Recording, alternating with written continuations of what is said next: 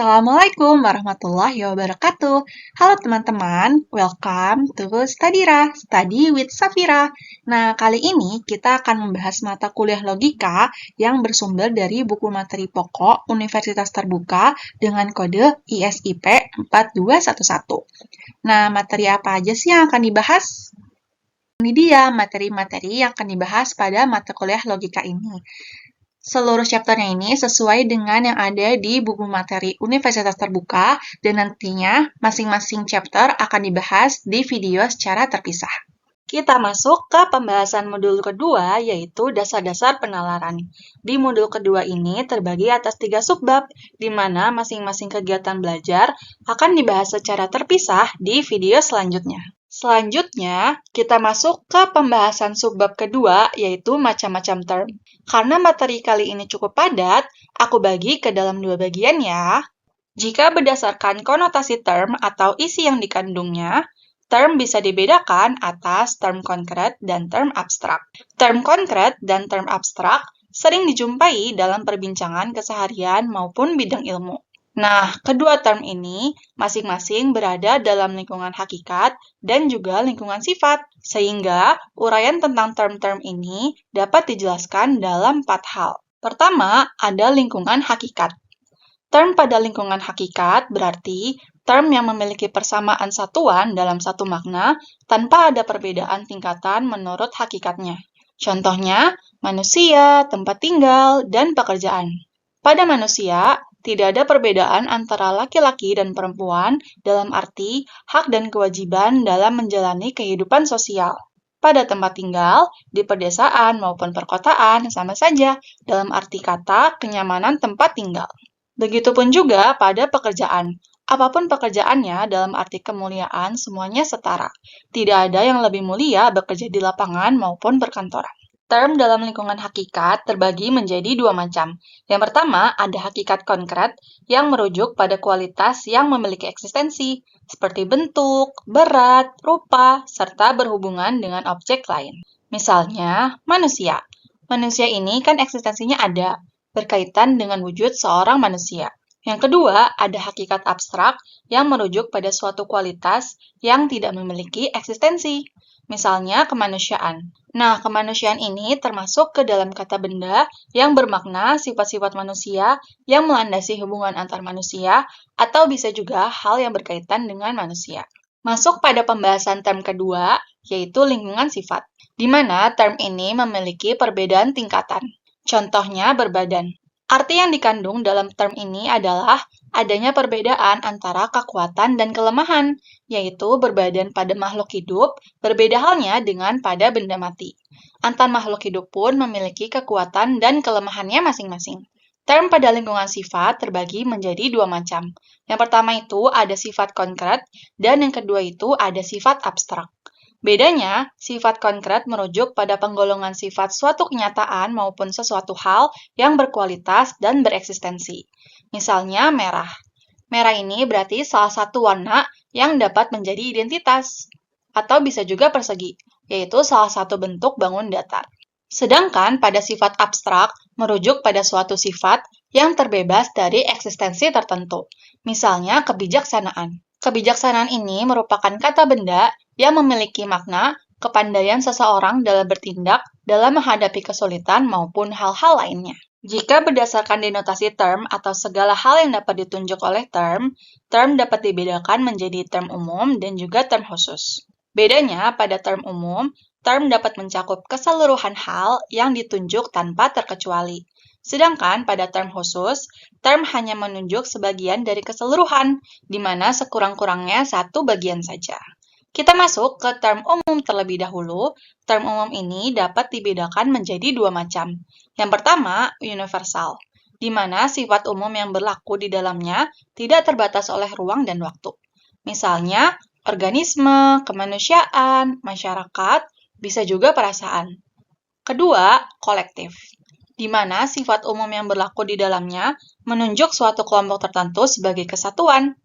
Misalnya, masyarakat Indonesia, suku Jawa, mahasiswa UT, bisa juga warga RT 01. Selanjutnya, ada term khusus, di mana term ini dapat dibedakan menjadi dua macam, yaitu partikular atau dapat juga disebut dengan eksistensial, di mana sifat khusus yang berlaku hanya menunjuk pada sebagian yang tidak tertentu dari keseluruhan. Contohnya, sebagian hewan yang dapat hidup di air. Kedua, ada singular atau dapat juga disebut dengan individual, di mana sifat khusus yang berlaku hanya menunjuk pada suatu himpunan yang hanya memiliki satu anggota. Contohnya, penemu lampu bohlam. Berbicara mengenai term umum dan juga term khusus, hubungan keduanya bisa menjadi relatif. Maksudnya gimana? Jadi maksudnya itu jika term umum dengan term khusus atau term umum dengan term umum lainnya, apabila keduanya terdapat keterkaitan satu sama lain, maka sifatnya menjadi relatif. Kita masuk ke contoh agar teman-teman lebih kebayang nih mengenai maksud perbandingannya. Contoh pertama adalah kata organisme. Organisme ini termasuk ke dalam term umum karena cakupannya sangat luas. Contoh kedua adalah kata manusia. Sama halnya dengan organisme, ketika kata manusia ini berdiri sendiri, maka ia termasuk ke dalam term umum karena maknanya bisa sangat luas. Nah, organisme dan manusia kan sama-sama merupakan term umum. Tapi apabila ditelaah lebih lanjut, ketika disandingkan dengan term organisme, term manusia berubah menjadi term khusus karena term manusia merupakan bagian dari organisme. Maka dari itu, dua term umum yang memiliki keterkaitan, maka sifatnya menjadi relatif mengikuti konteks yang ada. Dalam hal ini, kata manusia termasuk term umum apabila dia berdiri sendiri. Tapi jika disandingkan dengan kata organisme, maka sifatnya berubah menjadi term khusus.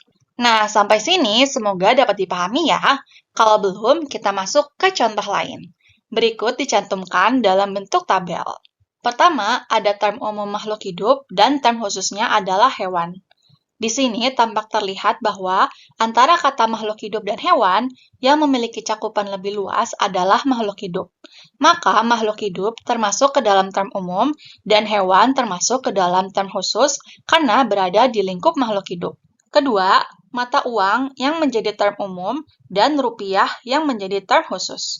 Rupiah di sini termasuk bagian dari mata uang, sehingga rupiah termasuk ke dalam term khusus ketika disandingkan dengan kata mata uang. Ketiga, ada rupiah sebagai term umum dan uang kertas 75.000 sebagai term khusus. Berbeda halnya dengan contoh kedua, pada contoh ketiga ini, kata rupiah apabila disandingkan dengan kata uang kertas 75.000, maka akan tetap teridentifikasi sebagai term umum. Kenapa? Karena uang 75.000 itu termasuk ke dalam lingkup rupiah. Dalam hal ini, uang 75.000 merupakan uang kertas khusus rupiah yang dikeluarkan dalam memperingati Hari Kemerdekaan Indonesia yang ke-75. Maka, uang 75.000 ini masuk ke dalam term khusus dan rupiah masuk ke dalam term umum. Jika contoh ketiga tersebut diilustrasikan dalam bentuk diagram, maka bentuknya sebagai berikut, di mana rupiah sebagai term umum berada di lapisan terluar dan uang kertas 75.000 berada di lapisan terdalam karena merupakan bagian dari rupiah. Term umum dan term khusus merupakan dua hal yang berlawanan. Maka dari itu, keduanya bisa saling melengkapi. Istilah umum biasanya menunjuk pada universal, sedangkan istilah khusus biasanya menunjuk pada eksistensial. Dalam bidang logika maupun matematika, konsep umum dan konsep khusus ditandai sebagai berikut. Pertama, bentuk simbolnya. Pada konsep umum, simbolnya ialah huruf A atau huruf A kebalik yang disebut dengan for all, atau dapat juga disebut dengan untuk semua X atau for all X it holds true that. Hal ini bermakna bahwa huruf A yang selalu disertai dengan X menunjukkan sifat universal. Sedangkan pada konsep khusus, simbolnya ialah huruf E kapital atau E kebalik, yang disebut dengan there exists. Atau dapat juga disebut dengan ada X, sebagian X, atau there exists an X such that. Hal ini bermakna bahwa huruf E yang selalu disertai dengan X menunjukkan sifat eksistensial. Sekian pembahasan bagian pertama dari macam-macam term. Tadi sudah dibahas mengenai term berdasarkan konotasi, term berdasarkan denotasi, dan perbedaan term umum serta term khusus. Untuk pembahasan term berdasarkan predikamen dan term berdasarkan predikabel akan dibahas di video selanjutnya ya. Bagi teman-teman yang ingin review materi, aku sediakan latihan soal gratis yang bisa teman-teman akses di description box di bawah video ini. Semangat terus untuk menambah wawasannya. See you on the next video. Wassalamualaikum warahmatullahi wabarakatuh.